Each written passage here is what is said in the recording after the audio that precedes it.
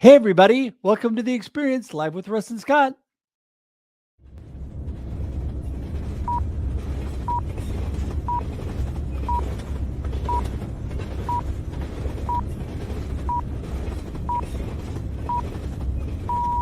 Welcome to The Experience, live with Russ and Scott.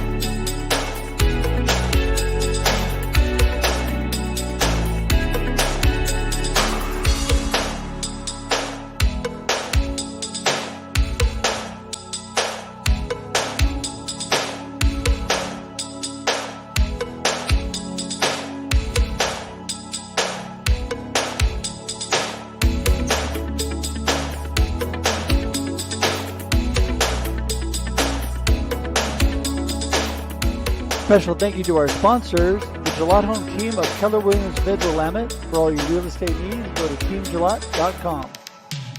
And for more information on Boson Hub and their digital services, go to bosonhub.com. And for information on the Oregon Fire Museum and the Father's Day run coming up on June 18th, go to OregonFireMuseum.org.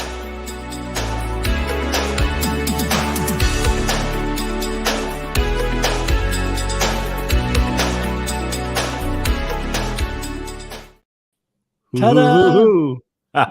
welcome everybody to The Experience Live with Russ and Scott. So glad to be here with you guys today. You know, I was thinking this morning, Scott, that what a blessing life is in general. You know, every moment, I put a post out today, it's so precious. We got to look at the goodness and the blessings of life, because there's always going to be things to distract us and be challenges and problems in life. But let's not focus and get stuck in those. Let's stay positive and have a great experience of life, right? I love it. Yeah. And so we could rewrite the Olivia Newton-John song from being let's get physical to let's get positive. That would be a good one. That'd be a good one. Let's do it. Yeah. Yes. You know, it's so funny. I'm going to tell a little sideline. First of all, welcome to The Experience Live with Russ and Scott, 7 a.m. Pacific Daylight Time every Wednesday. And right before this, we're on The Experience Backstage on Instagram Live only. And that's with our good friend Shri. Sometimes our wonderful sponsor and friend, Dr. Nupi Aurora, pops in. We always have fun. But little sideline on Olivia Newton-John, who is now passed. But her husband and father of her children was involved in dance here in Portland. He was from Portland. And I knew him before he went to Hollywood, and he was a stand-in for Gene Kelly in that movie Xanadu with her. Really? He was a stand-in. They met, they married, and they were married for several years before they got divorced. They have got like 3 or 4 kids, I think. Yeah, kind of a crazy small world. That is funny. Yeah. But the stand-in for Gene Kelly, that must have been fascinating. It must have been. And I know that has nothing to do with what we're talking about today, but it's just a little But fun. it is an experience. And here we are talking about the experience of life live with Russ and Scott and Bob and Sara today. That's right. Super excited about Bob and Sara. Before we get rolling, though, I just want to tell everybody as I'm bringing this up that my good friend D. Scott Smith and I not only see each other in virtual reality like this on a regular basis, but we're having coffee today in person. As Scott would say, we get to be in 3D and actually chat and give him a big hug and say hi. And so that is always a blessing. 3D stole that 3D term from my wife. So yeah, that's right. That's right. But anyway, so highlight of the day, and have real coffee and look for a selfie. There you go. Oh, we'll definitely have a selfie. Hashtag Russ selfie. Got to take as many as I can while I can. Hey, everybody, you can share this right now. Bob and Sara coming on. Don't want to miss them. They were amazing before. They're the dynamic duo back again. Please share it. You can hit the share button now. Whether you're watching live or on replay, you still can share it. So share it out there, get it going. And also, please join our YouTube community. We would love for you to be part of that. And the best way to do that is by going to the experience.video. It'll take you directly to our Experience YouTube page. We really need to get the number of followers up on that individual page. So please, everybody, open a separate tab, hit that that subscribe button. And again, it doesn't matter whether you're watching live or on replay, you still can subscribe. And that gives you not only notices on YouTube of upcoming events, but also all the past amazing content that Scott and I have been blessed with, the people that have done amazing things. You can see part 1 of Bob and Sara. You don't want to miss that today. Part 2. I love this. Crazy. The dynamic duo. I was just thinking you can just cash in all those Marvel movies, but then I realized the dynamic duo was DC Comics. So, but you can cash both of those in, binge the experience live with Russ and Scott over on YouTube. Subscribe, get all your friends to subscribe. Have a subscribe party, because here's how much it costs you to subscribe. Nothing. Hey, and we have Bob Batman and Sara Robin on it with us today. That's the dynamic duo. And we're going to jump right into that. We just want to say hashtag 1000 thanks to everybody who's here. And the reason we've used that, it's a reminder. You can put it all over social media. We started that now almost a couple years ago. Because, well, I don't know if we started it, but we really clung on to it. And we created it. It didn't exist. There you go. And so, but the bottom line is it reminds you to be thankful and to let others know how thankful you are for them. So thank you to all of you. Hashtag 1000 thanks to all of you. And we're going to get started. Now, we always bring in ladies first, and Sara's here to make us all look better. So we're going to bring her in first to get the day started today. Here we go. You ready, Sara? Ta-da. Hi. Good morning. Good morning. Good morning. Oh, it's so good to have you back on. Big smile. We always love. You have so much great information. And before we jump into all of your mic drops and golden nuggets, give everybody a snapshot. Who is Sara? So I am a specialist in human-centered design principles that I have taken that and created a customizable program for new managers to apply those same principles to management, to make it less intimidating, make it more customizable and repeatable. So that's what we do at Lux Leadership Coaching. That is awesome. That's awesome. Scott? Yeah, I love that. Lux, right? This is Latin for light.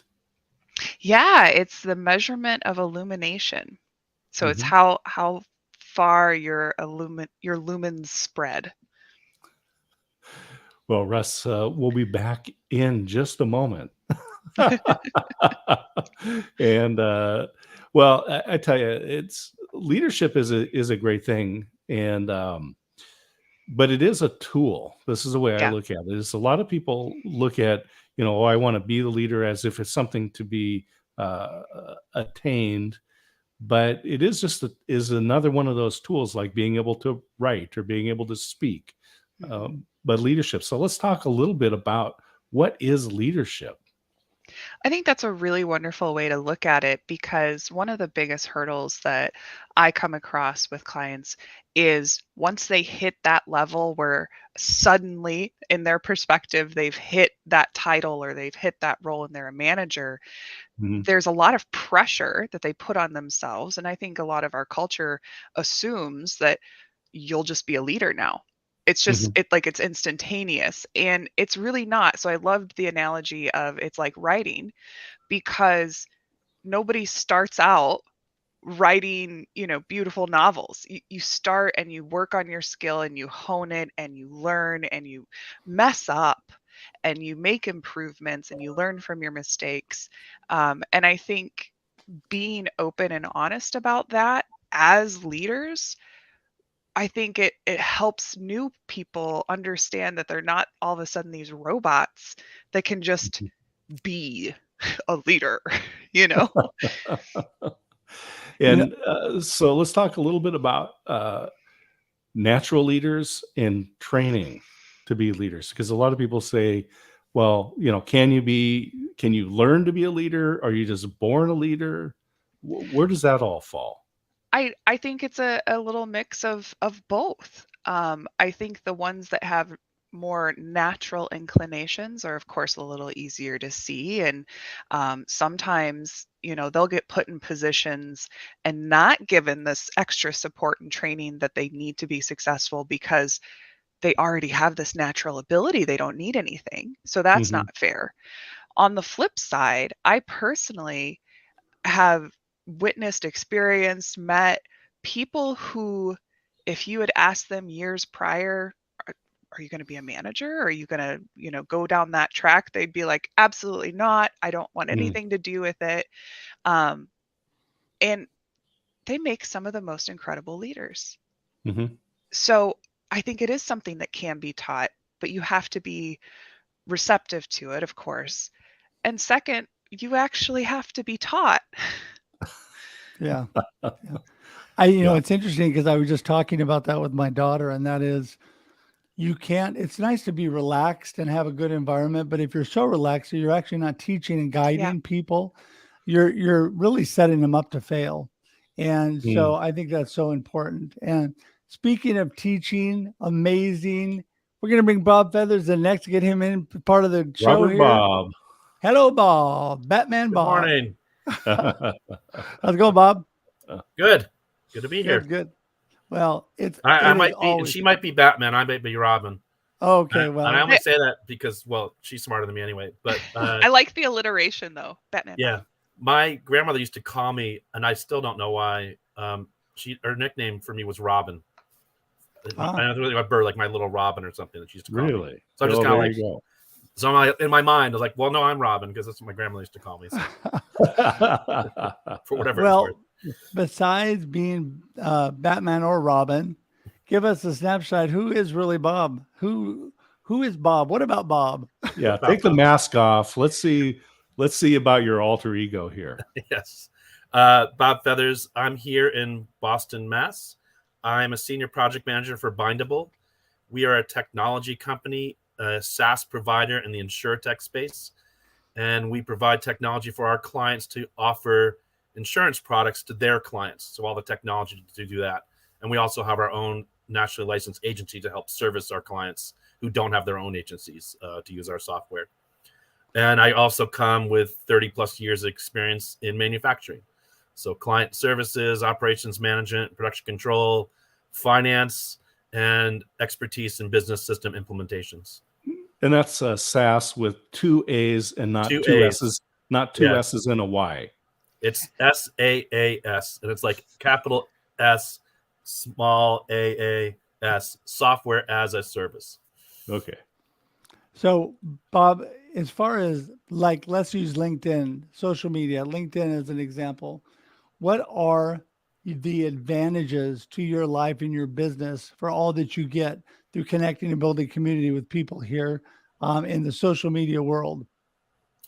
Yeah, it's an important aspect. One is just getting your message out there. And it's not necessarily the message of my company, right? But if you think about the sales prospecting, it's never the first click. It could be multiple clicks away. And so the only way to get that is to build your network, and also don't stay within your vertical.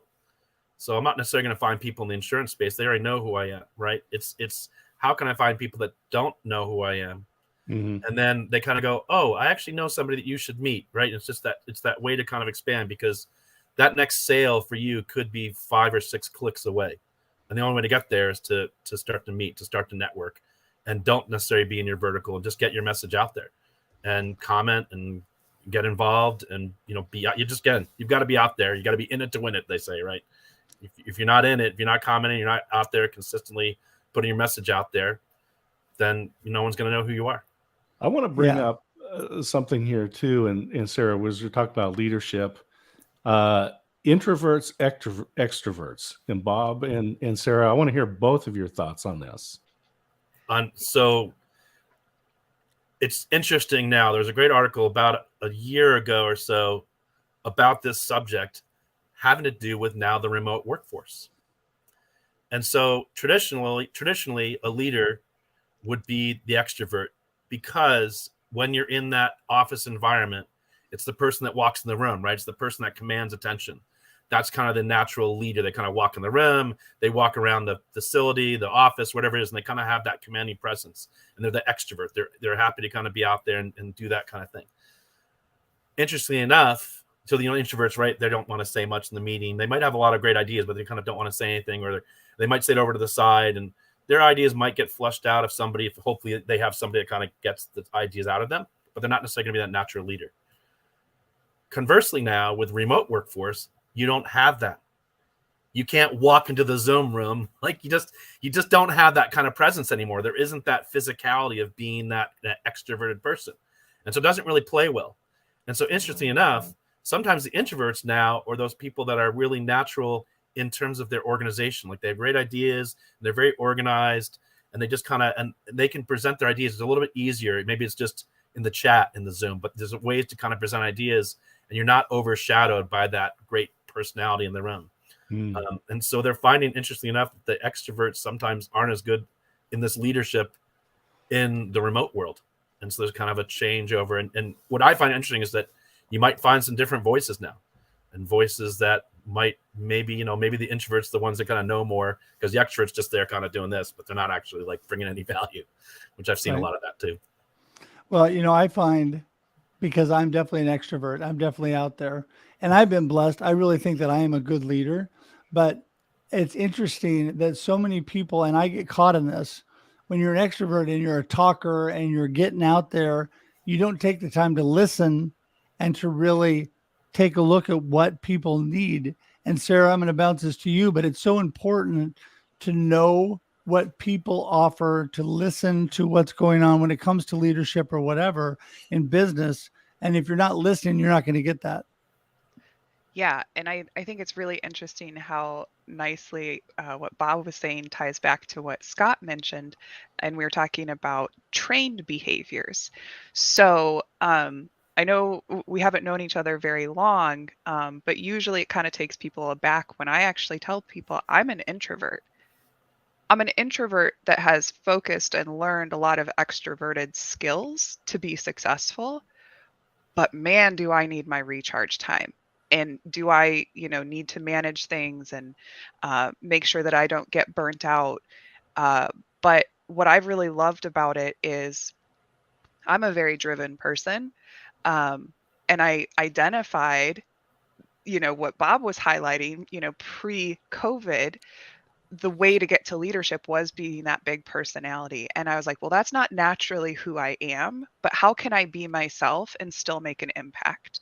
And I do it by taking the time to, what I believe is, really forge authentic relationships with the people in the room, whether they're clients or people that are, my direct reports, or, other business professionals.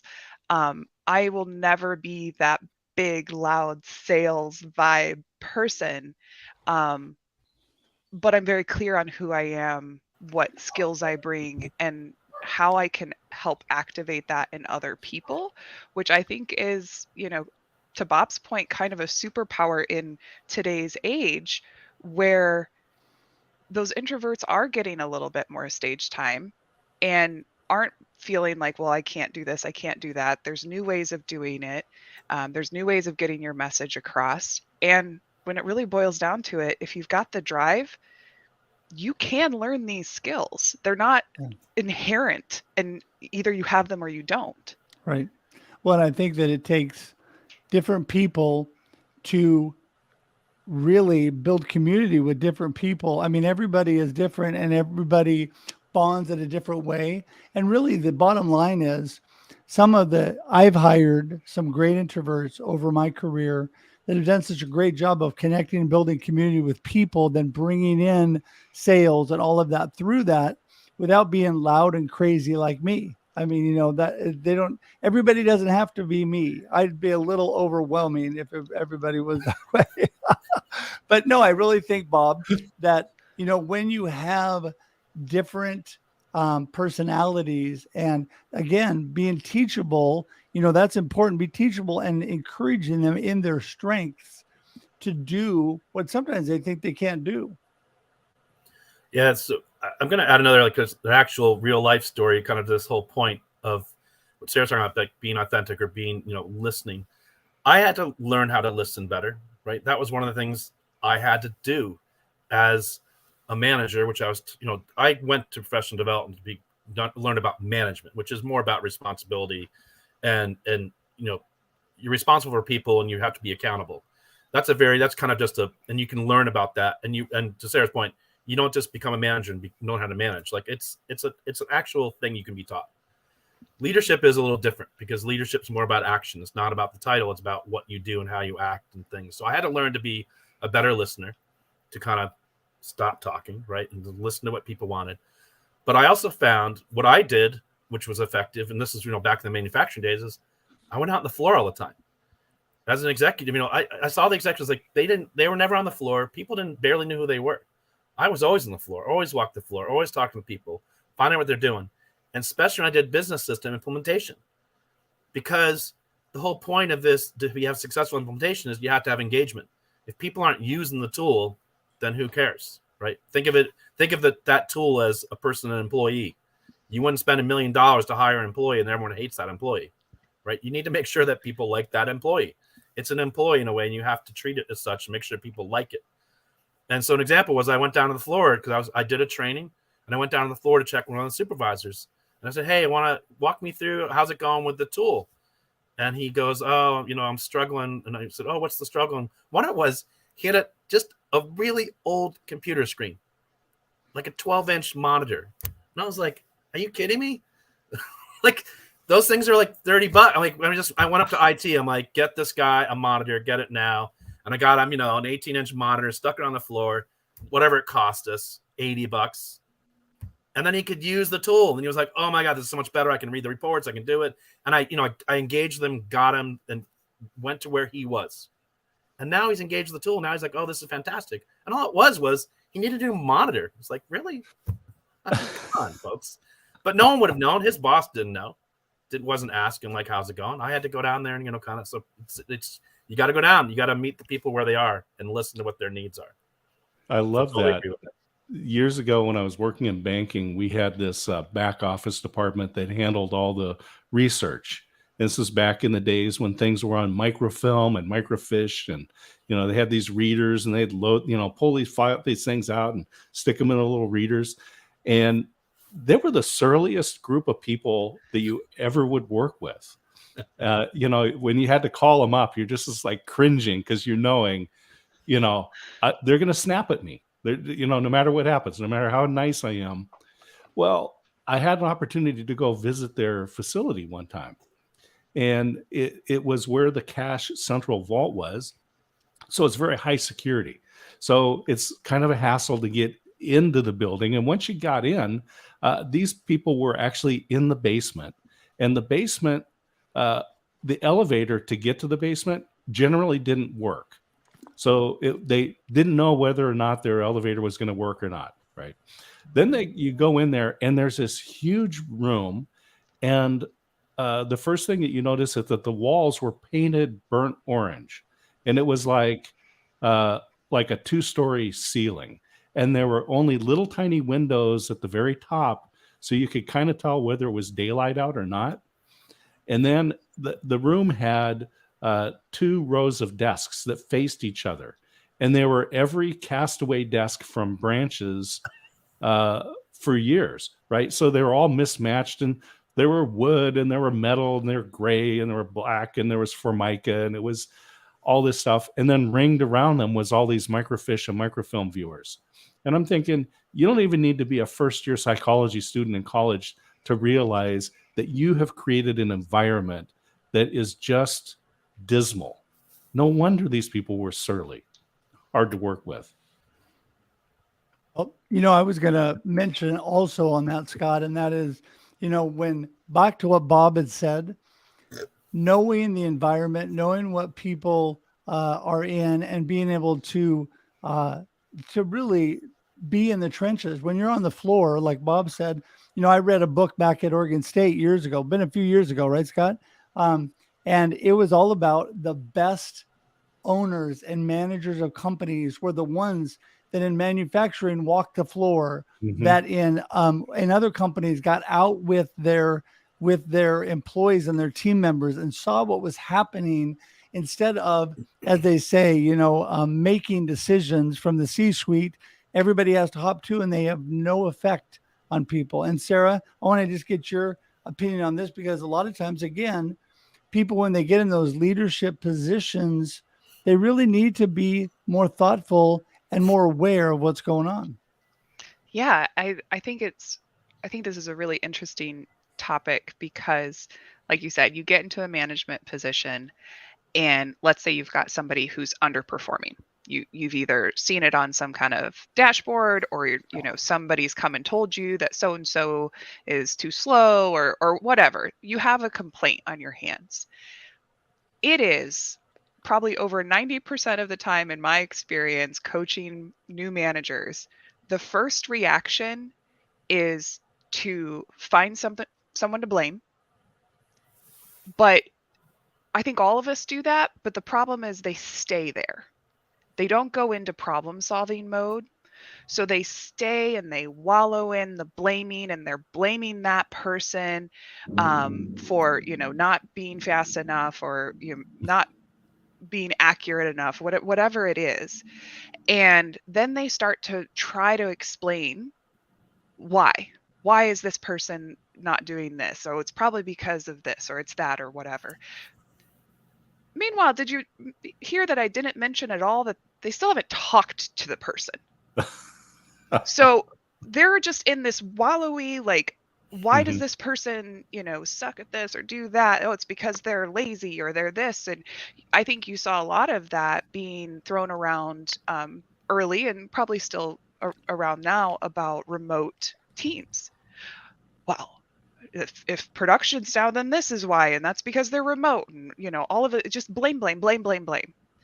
And one of the things that I work with people early on is how to get out of the blame and go into the listening and to the data collection, and go in openly. Don't go in with a bunch of preconceived notions about why something's the way it is. Go and talk to that person and say, I've either witnessed, saw, heard, whatever, X. Can you tell me from your perspective why that's happening? That immediately opens up a dialogue in a non-judgmental way for them to be able to say, my monitor's too small, or my computer has been doing this weird thing, or I'm having maybe some personal problems that I haven't brought up and I just didn't know how to talk about it. You have to give them a chance to explain why something is happening. And most often than not, it is a $30, $80 monitor fix. It is let me show you this workflow improvement, or, oh my goodness, I didn't know that you didn't know this. Let me give you some training on that. And it's usually very low effort fixes that you can get in super early if you don't spend too much time wallowing and blaming and waiting for him to screw up again to get him. Just go have a conversation with them and ask, how can you help? Yeah, I think that creates a safe space then, Sara, for them to be able to talk. And part of that starts with, like Bob had talked about, being on the floor, being in the trenches, building relationships with them, so then they feel like they can actually talk to you and tell you those things. You don't just show up all of a sudden, intimidate everybody, and expect them to really open up and tell you things. You've got to be building that over time, building those relationships. I like that. Hey, I saw Michael Holt's comments as he's got his team watching on their monitor. I had the opportunity to visit Michael Holt and Linkit Media up in Vancouver. And I will just tell you that he has an advanced leadership style that is demonstrated in the layout in the office.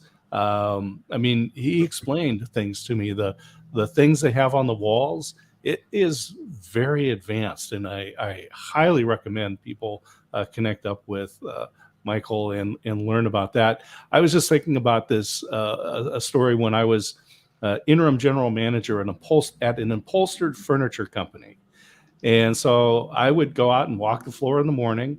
And one of the things that I saw was we had this forklift, and the seat on the forklift, the cover on it was cracked and broken, and you could see the foam, and there was chunks of foam missing, right? And I looked at it and I said, we're an upholstered furniture company, right? And so I talked to our guy over in the upholstery department, and they made a custom seat cover, right? I mean, they reupholstered this seat, put in new foam. We had foam, right? So they took it apart, put it back together. And I remember the guy that drove the forklift, you could tell he was sitting higher, not because there was more foam in the seat, but because he was able to take pride again in his equipment. Right. And it was almost no cost to us, but it was a chance for the team to come together and solve something and just help each other out. Well, I've got to be the responsible host and jump in here because we are already over time, because this is an amazing conversation. Just want to throw in there again, I said it in the comments, but hi to the Linkit team. Michael, who is a great brother in the Lord and also is an amazing person. You are all blessed to have him as your leader at Lincoln Media Group.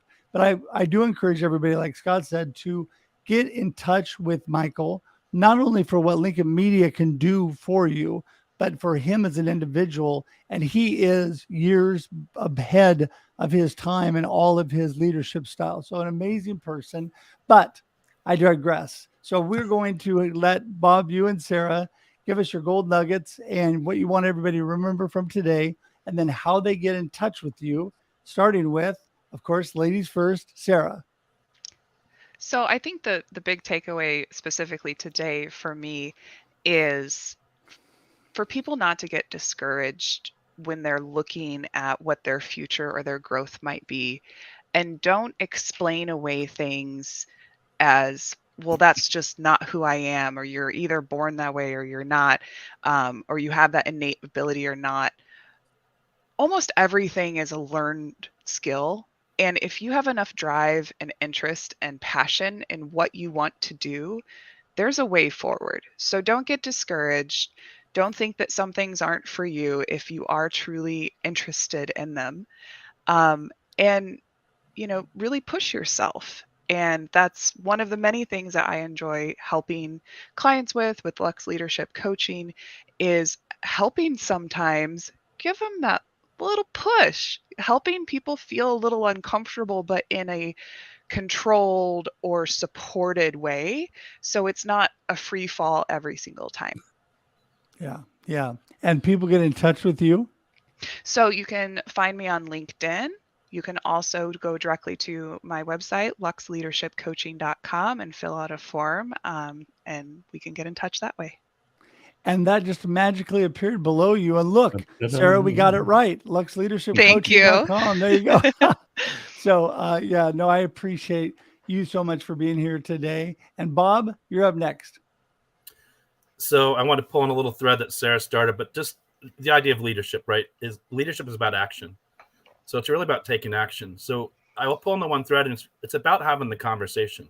Be willing to have the conversation. This is what I talk to a lot of people about is, why didn't you do this? You're talking about the why, why didn't you do this? And I want to focus more on like, how do we solve it? Like, how do we I don't care really what happened necessarily. I just want to figure out, what do we do to make sure it doesn't happen again?